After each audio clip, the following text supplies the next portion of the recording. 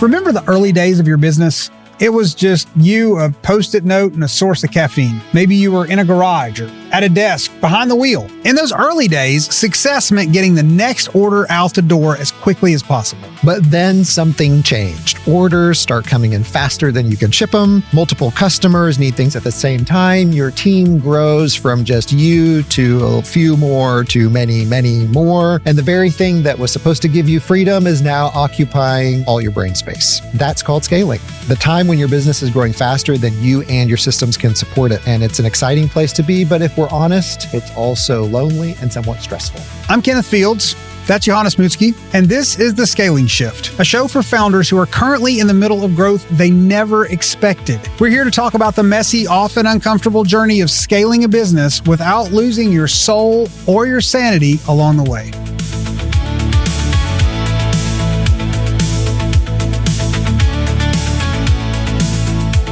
Today, we'll hear from Ed Edwards, who started Circuit Board Medics in his garage in 2010. Originally, he was the guy fixing the boards, but today he leads a team of over 100 people who make appliance and automotive components better than new. We're going to talk about the journey of the company, but more importantly, the journey of Ed as he realized that the business was going to scale and grow, but he had to change as well. We'll talk about the role of accountability, the weight of leadership, and how his faith kept him grounded all along the way. So Ed, welcome to the show. It's good to be here. It's great to be here. So Ed, take us back to that first repair. When did you decide that fixing circuit boards in your garage was something that you wanted to do? It kind of decided for me. So, starting Circuit Board Medics was not, it didn't start with a business plan. It didn't start with this idea to turn it into a business. I had a broken washing machine. And to save a lot of details, I fixed my own washing machine by repairing the control board, which was definitely an unorthodox repair. Most people would swap the control board out. I could give plenty of details. We could consume the entire hour with how we got there. But I fixed my washing machine. I realized that other people could use the same service. I took a lot of pride in the fact that when I repaired that control board, I truly thought that it would never fail again. And it hasn't. We're 16 years later. That machine's slightly been retired, but it lived long past its original useful life. And I wanted to offer that to other people. So I started an eBay service for that control board repair. Charged people $79. They could send it to me. I guaranteed that I would run a cycle of laundry with their control board. So I was constantly interrupting the cycle of laundry when we had two small children, one a newborn. So I had a 2-year-old and a newborn at home. And it was just something where I began to really, really become enthralled with the customer experience, like how I could overwhelm people with something that saved them a lot of money, gave them a better product. And the feedback was something that kind of gave me a pretty good rush when customers were super happy. Yeah.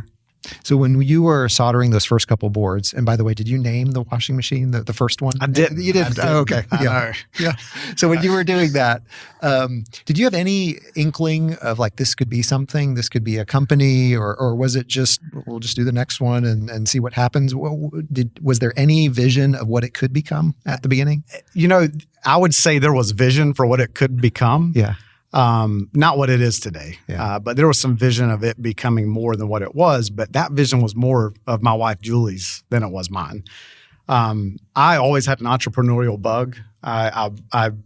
She and I had actually flipped a couple homes. We had done some things on the here and there. I love doing things, seizing opportunities and making things more valuable. She continued to say, you love doing this. Like, why don't you put more effort into growing it? You love it. It brings you a lot of joy, everything about this. And in my mind, out of everything else that I made a bigger deal than it was historically, this was something I kind of made more of a smaller deal. I would push back and say, Julie, at some point, I'll have fixed all the washing machines. Like, then what? Do we just go hungry? Do we just go, and I was so short-sighted in all of that. But I think, she, as an incredibly supportive wife, just saw more of what it did for me. I had an incredibly good job. I was miles ahead of most, late 20-somethings in the career world. And I was very focused on that and short-sighted to what circuit board medics could be. Wow. Yeah. All right. So it's growing. You're excited. You decide that you need to make your first hire. And there's a big shift when you hire that first person. You're just responsible for satisfying your customers, which is the rush you mentioned, but you're responsible for somebody's mortgage or car payment.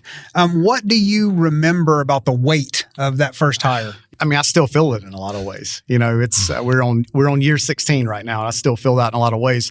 That happened really quickly. It happened fairly quickly. If we go through and look at a timeline, I had been doing this as kind of a little side hustle for a year and a half or so. We really incorporated in 2010, set some goals, decided in July of 2010 that we would set goals. If I hit those goals, then we would have determined that it was a viable business and I could walk away from my job.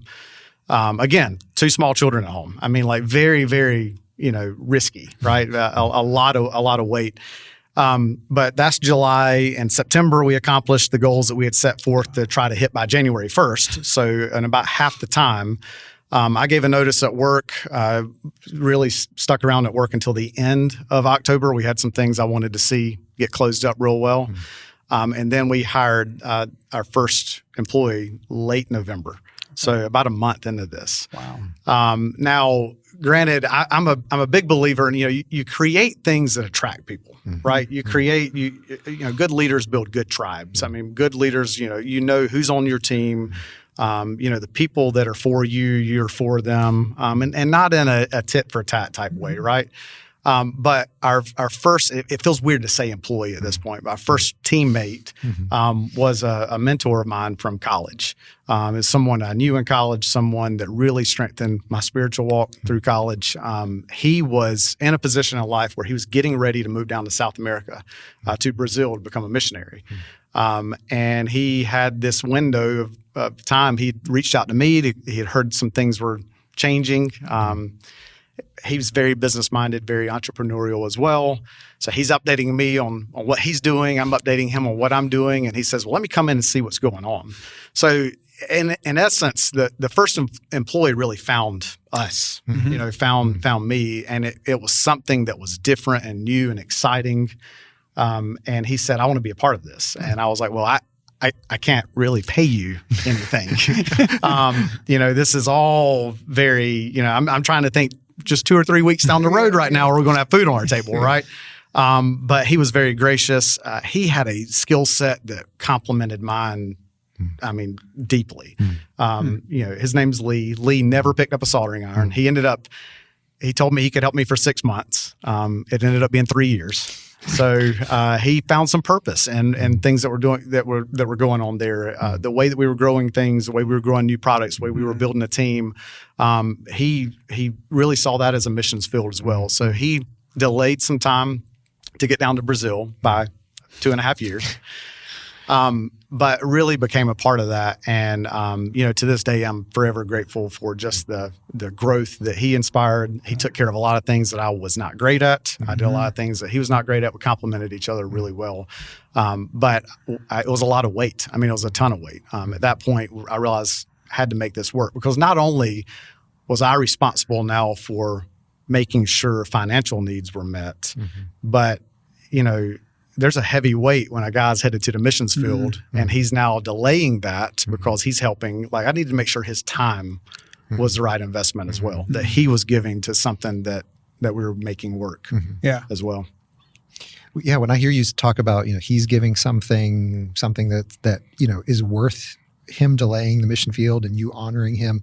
I know faith is a big part of who you are. How did you think about your faith influencing those first hires and even building a culture? Did you think of, like, when you have 1 or 2 people, are you thinking that you're building a culture, or how do you just bring that into the workplace when you have a small team like that? Everybody builds a culture. Yeah. I've talked to a lot of other business owners, and anytime I have a presence on a stage or a platform, a lot of times it comes back to core values and culture and the mission that we have around building that.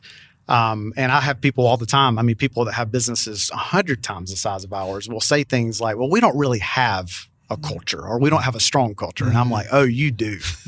You do have a culture. Every family has a culture. Every household has a culture. So I would say I didn't really think a lot about it. I wasn't as intentional. I say that on one hand. On the other, I can remember Lee and I, when it was literally just the two of us sitting down and writing out core values for circuit board medics. And those core values were very long and very, each of them were at least a full sentence. Now we've reduced those to at least 9 words, which I'm trying to get down to 3 words. But I didn't feel like I was intentional with that. But looking back, I probably was a lot more intentional, because it bleeds out. Whoever you are is going to bleed out. You either have a culture of, whatever style your leadership is. Yeah. So. Yeah.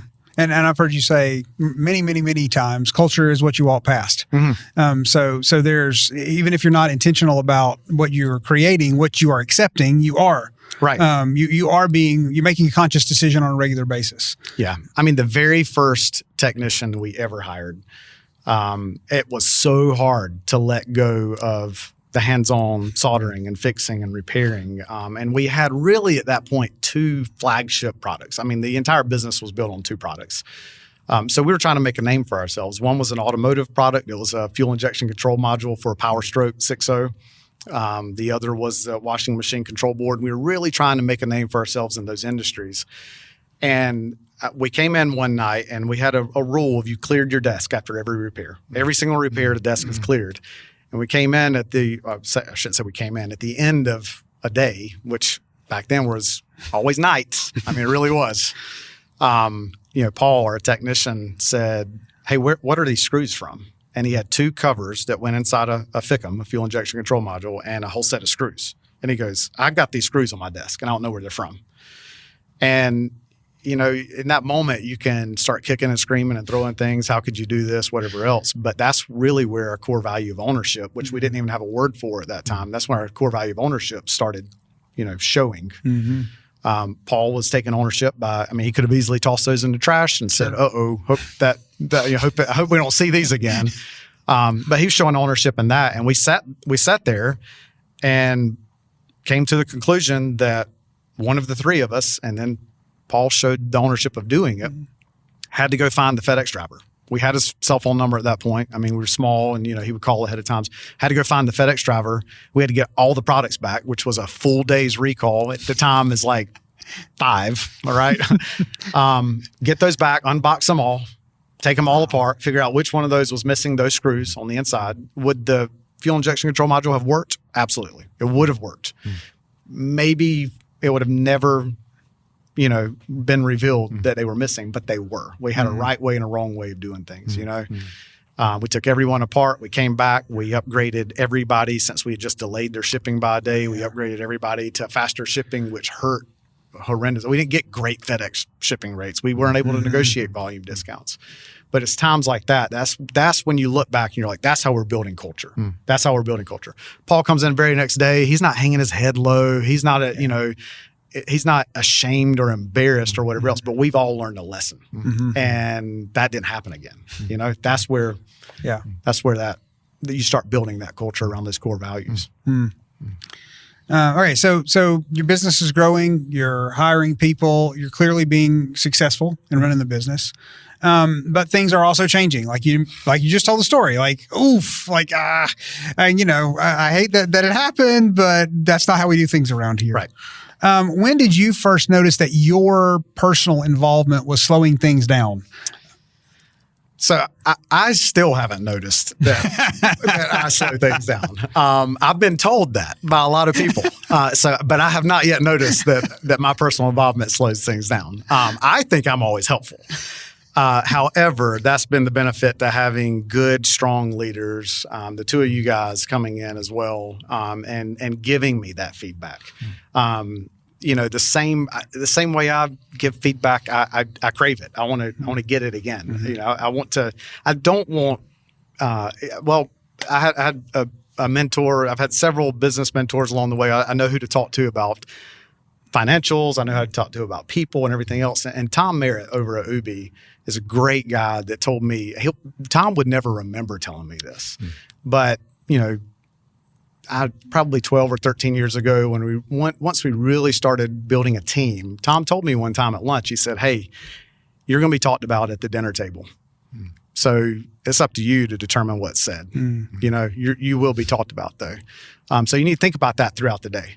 You need to think about how you make people feel when they come to work. You need to think about how people feel on a Sunday night when they're getting ready to go to set their alarm for Monday morning. How do they feel about coming in to your house at that point is what it feels like, right? And that's stuck with me to this day, you know, but that's where, you know, you do have to change. You have to get that feedback because I don't want the teammates' family getting all that feedback, you know, about how I've made them feel not great. I've created an atmosphere or I didn't protect a good atmosphere for them. You know, I'd rather me get it and be able to do something about it. Yeah. No, I remember one of the early team meetings that we came to, and we hadn't been working together very long at all, but part of the presentation was, you know, this is where we're going this year and it's going to be awesome. And then the next slide was like, and we know we have a problem with the vending machine. And then the next slide was, and we've got to fix the garage door. And so my recollection of those first years where we were, you know, involved was seeing you involved in everything, right? Man. Like I'm working on this new product and I'm making sure that vending machine is repaired. And it has been inspiring to watch you pull yourself out of the day-to-day, but still remain involved so that you do know everybody's name in the building and you do have a good relationship with the people on the team so that when they go home, they do have those good memories about their day. Even if, you know, maybe it wasn't the easiest day, right. At least the people around them were the people that they wanted to be surrounded with. Absolutely. Yeah. So speaking of, you know, you have a lot of expectations of your employees. You're getting advice from other people outside. Was there a time when a specific moment in time when you sort of recognized, I have my employees, so I have my team, but I also need somebody externally to look in, a partner that looks in and sort of is my mirror to tell me where I'm at or hold me to a higher standard or whatever. When did that moment happen or what led to that in your mind? I don't think there was any milestone type thing that happened. But, you know, as we continue to grow, and I'm still learning this to this day, that as much as I want to think that I have a complete open door policy and that someone would just say anything to me, that's just not the case, you know? And, you know, there came a point where I really wanted to know, hey, there's a third party. You are seeing things, you know, it's not just you know, one thing I love about Blue Ink, one thing I love about the way that we interact is that it's not this, sometimes it is a therapy session, right? But it's not just this therapist that gets my side of the story all the time. And then they're like, oh my gosh, how could that person do that to you? Or how could you do this? You know, when one thing that you guys have really helped with is the idea of clear is kind, unclear is unkind. I mean, we talk about that constantly. But there's so many times that I'm like, I don't understand why this person's not listening. And you're like, well, it's because you're not saying it clearly, because you're not, you know, you're saying it very clearly to us, but then you're not saying it clearly to him. And it's in the same token, truth without kindness is cruelty. Like you don't, you know, just not going out and saying everything you think, right, without a filter. But there came a point where I realized I needed, for lack of a better term, just a translator. Someone that could hear what I'm saying, and then they could hear what the other person heard me say and help me tailor a message to individuals and then help them also understand some Ed-isms and Ed language along the way as well. And that's where I knew I really needed someone walking and living this with me, not just, you know, hearing not just a biweekly call that says, hey, tell us what you're struggling with, and we'll give you a formula on how to overcome that. You know, you can do that with books. You can read books if that's all it is, right? So a story I have to tell you, I'm not even sure that I've told you this, but I was in a transition of wanting to do more of this with Blue Ink full time. And I had sought out the counsel of an elder at church, Mike Jabaro. Did I tell you the story? No, I don't know. Okay. So I was sitting with him and we were talking through what it would take and what it would look like. And I respected him because he had sort of done that same journey in his own life. And as I was sitting there and we were talking through it and he was encouraging me, I still remember I had a green jacket with a zipper right here. And I feel my phone vibrating against my chest. And I just, forget about it. I'm not going to pull it out right here. I walk out the door, open it. It's a text from Ed Edwards saying, do you want to come help me grow circuit board medics? I went right back in. I said, this is not by accident. Look at the timing of what God is doing here. I'm asking you for wisdom. And here comes this, my green jacket with the zipper, Ed Edwards. So anyway, that's. And I love to, I hate to sound just, so fairy tales and pixie dust with it, but I love those little God winks where it's like, okay, yes, that's good timing. Yeah. That shows us, that's where things are real. Yeah. No, that's awesome though. Yeah, it was amazing. That's really good. Yeah. So as we've worked together, you have frequently mentioned the word accountability to us. Like that's really a driver for you in having some kind of external partner. And to some people that might sound like punishment. Oh, I have to be accountable for something. Oh, that's what I was doing in my corporate job. I don't want to do that anymore. I don't want to be accountable to anybody. But in business, we find that it's often about clarity. That accountability helps you figure out exactly where you're going and how you're going to get there. How did you use our partnership where we sat down every other week for a couple hours and use that to help you be accountable? As an example, everyone in the building has a one-on-one, and there are different frequencies depending on, what the role is and everything else. But, everyone in our company has a one-on-one with whoever reports to them and whoever they report to. And I realized that I was missing any feedback from reporting to someone, and again, it's hard to get really, really, truly kind of unfiltered feedback, right? And it's just really hard. The more and more I would, tell people, hey, your time with your manager, your time with your leader. I mean, like that's good, great time. Like make the most of it. I was just missing that. I didn't have anyone really telling me, hey, I was asking hard questions and I've got great, strong leaders that report to me, but it's just a difference. There's very much a difference in that. I think a lot of times we look at this leader, manager and subordinate, whatever relationship as always like a mentoring relationship, and it's not. Like it's so much in our job, so much in our world, the person performing their role is better at their role than their manager. That's what makes us good at what we do. It's what makes us good at the product. You don't want our leadership team building your turbo actuator, right? And we see things in a way where you are looking at this as a mentor for almost the task or the skill or something else, but they're really mentoring growth, and that can and I don't just wrap that growth around a career or your time at Circuit Board Medics. If you're open to it, I want to ask about, how your marriage is doing and how your parenting is going, how life in general is going, right?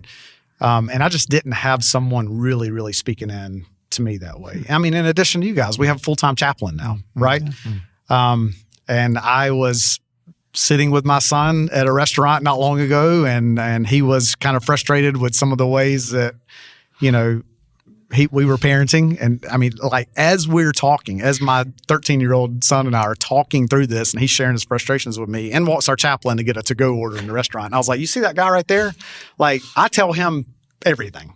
Like when mom and I have a fight that you think that only you and your sisters know about, he knows about it as well. Like I have to have that, or else, I mean, I'd just be walking through life with complete imposter syndrome, over the top. I'd be walking through life, just feeling like a hypocrite nonstop, and nothing's going to crush you faster than to feel that way, of, hey, I'm leading in a way that I'm not following myself. And I think we do.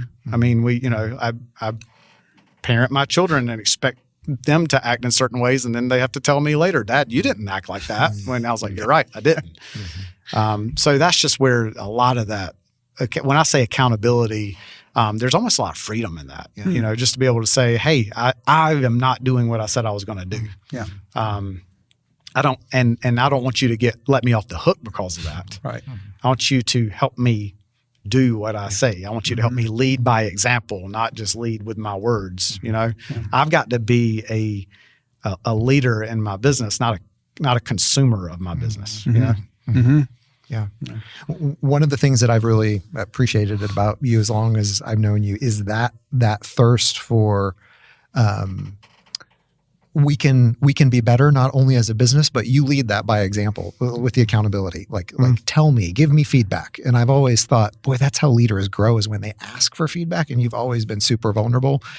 I know that's also sometimes can be uncomfortable. Like you have to push yourself out of your comfort zone to grow. That's sort of the definition of growth. If we look back like 2019 to now, and sometimes I think we can see things clearer when we look at back then to now.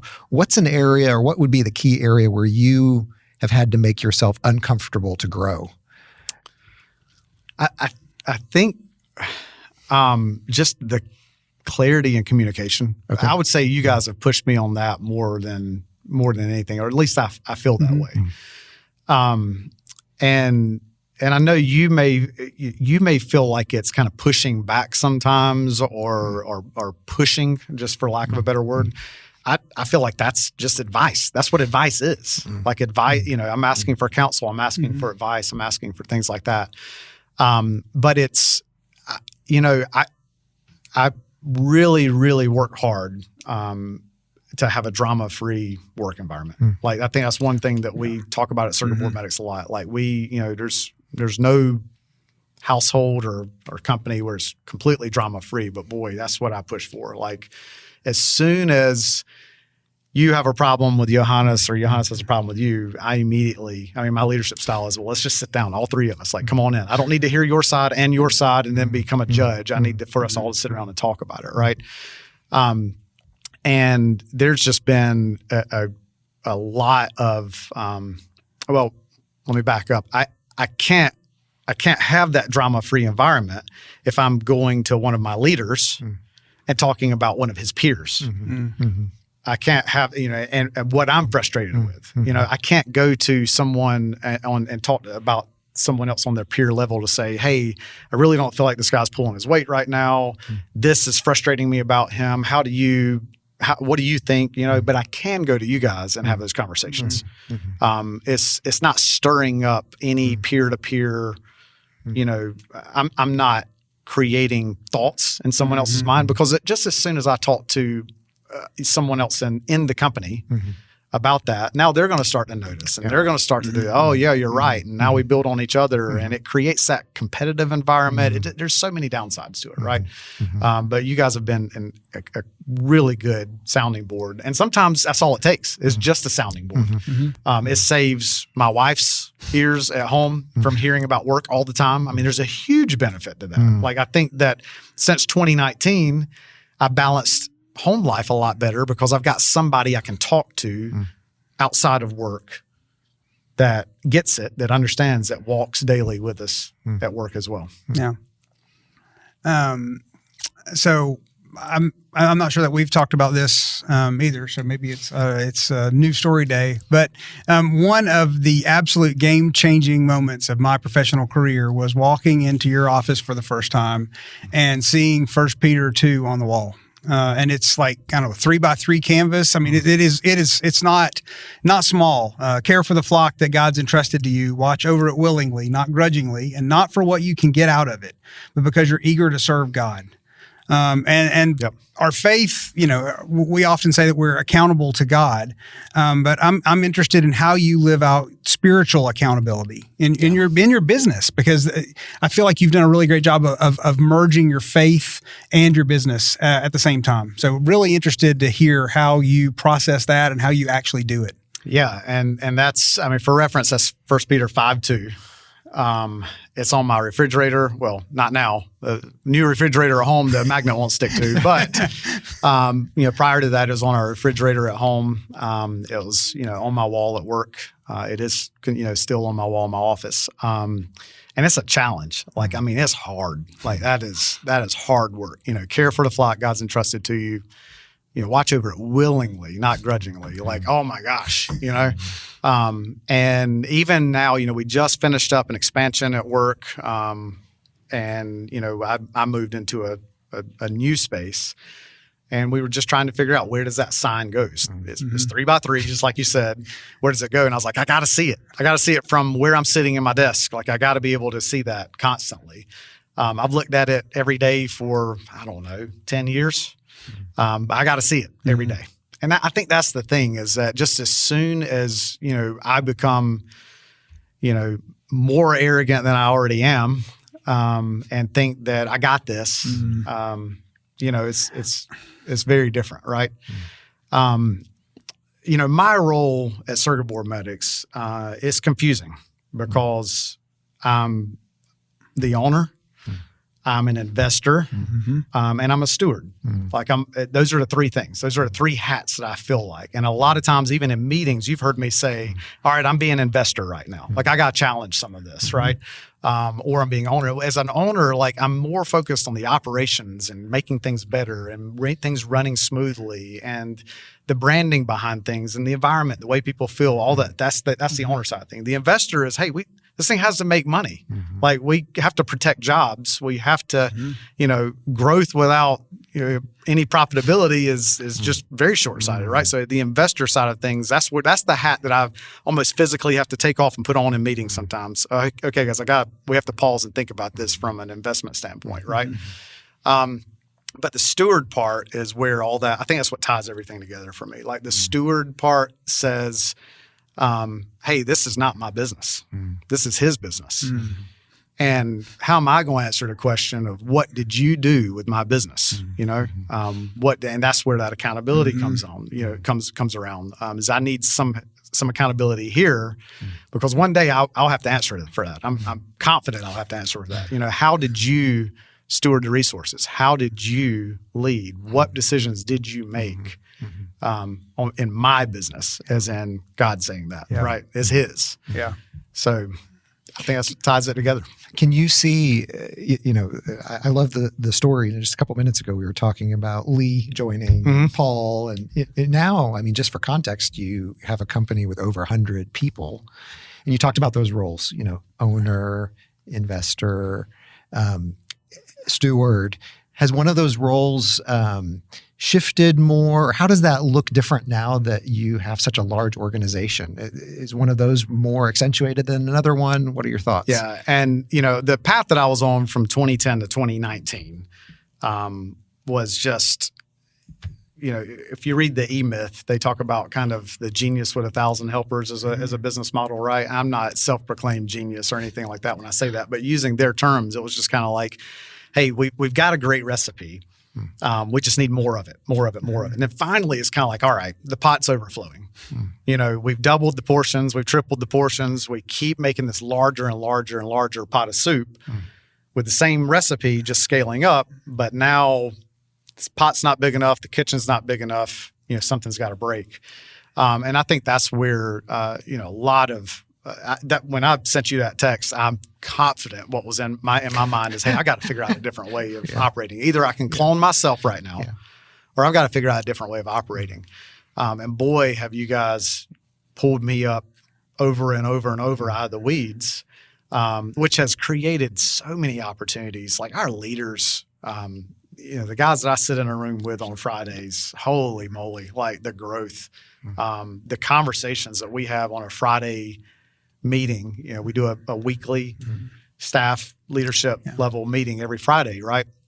And the conversations and the topics and the things we're talking about are good. They're future thinking, they're forward thinking. We're not talking about the vending machine, right? Right.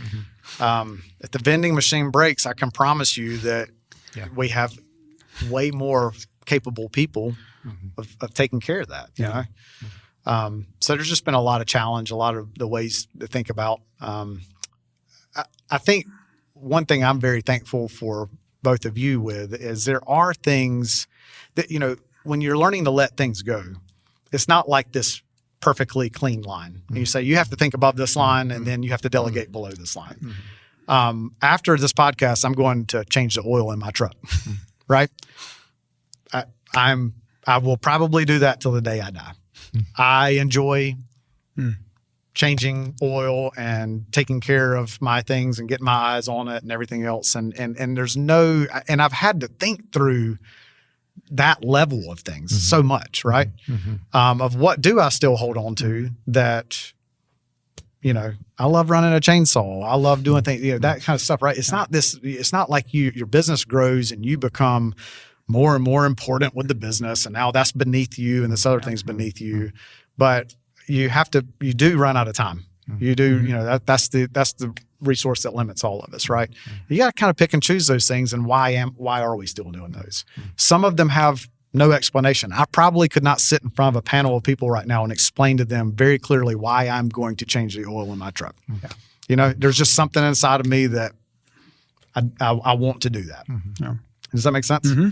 So, no, and I think that there's also a challenge of identity in that, right? Because I'm a guy who changes the oil in his truck, and I know that at least for me, figuring out how to separate my identity from my profession has been a journey, because people say, what do you do, or who are you? A thing that you go to very quickly is, this is the profession that I have. And so, obviously, as a Christian, God says that our identity is supposed to be in Him. How has your identity changed at Circuit Board Medics over the past 16 years? Yeah. I think I just feel the weight of, it's the parable of the talents. It's, if you're watching this and that's, I know we can get real churchy in our language, and it can sound just like an employee's first day at any job, right? With all these acronyms or stories that we don't have. But the basic concept is that to whom more is given, right? More is expected. And that's not necessary. That's not only a biblical concept. It's in Spider-Man. That's what I'm saying. Like that's and I have more resources at our disposal now. We can choose to repair several hundred items every day. So what items are we choosing to repair? What parts, what products are we choosing to, what customers are we choosing to serve, right? And there's just a lot more expected. And that's really encouraged me to have to pull back and say, hey, the technician that has an instrument cluster come across his desk really has no say-so on whether or not we are or are not going to repair that cluster. Like there's no, or if that's even a product that we are or are not going to repair and those type of things. So I have had to, zoom up to 60,000 feet and make sure those are the right decisions, that we are serving the right customers. We are servicing the right products. We are doing that type of stuff. We're building the right relationships. We're doing that in the right way. There's so much of that I feel a lot more responsible for. Yeah. It's interesting to me, even at the beginning when we were talking, you were talking about, fixing the one circuit board and getting so much delight out of that. And I don't think that delight has ever left you. We work together. I think it's just at a higher level. I remember we were just talking the other day in the conference room, and we were talking about a specific opportunity. And you're like, what motivates me is how I steward the talents of these people around the table. And they weren't even there. You were pointing at the chairs, but it's where the meetings happen. And you were thinking of your leaders. Yeah. And those leaders are not circuit boards. Those leaders are people now. But that same delight of how do I make this the most for others and for them, that has been the strain, I think, that has pushed you the whole time, whether it's for customers or leaders or the person repairing the circuit board. Well, and customers, the idea of customer experience is such a broad generalization, because every teammate that shows up in my building every day is a customer of mine, right? Yeah. It's just that, delighting the person consuming whatever it is you are creating. So there are employees that consume the environment that we create. Yeah. There are customers of our products that consume, the experience of that product working when they install it. There's, the way that we speak to them over the phone, the way that we interact with them through email, our response time, all that good stuff, right? And unfortunately, we live in a faster and faster and faster paced world.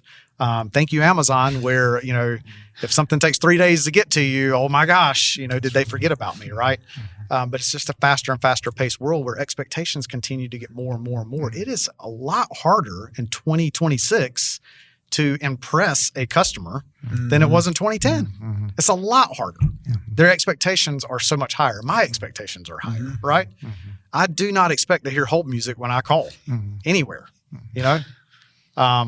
so it's that kind of stuff. Yeah. I think to me, that is one of the things that is such that your fingerprints are on the culture of circuit board medics and thinking of everything and everyone as a customer, including the employees themselves. I mean, that creates a whole different way of seeing them. So if you, one of the things we always like to ask at the end of these shows is if you could tell yourself, your younger self, one thing, like give yourself a piece of advice, the Ed Edwards of two small children, newly married, all of that. What would it be looking back?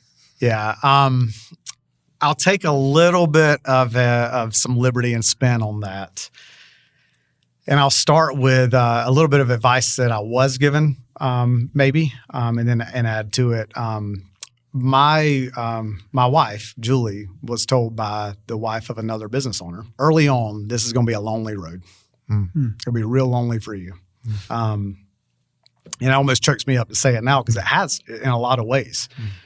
There's ways that, that she wants to connect, that being the owner's wife is kind of hard to connect with sometimes. And there's a lot of times just doing the right thing. And she lives in the shadows a lot. Like there's no way I could have done nearly any of what has been done in the last, 16 years without her, but she gets no credit, like none. The best she gets is a shout out from time to time, right? Yeah. I couldn't make it to work every day without her.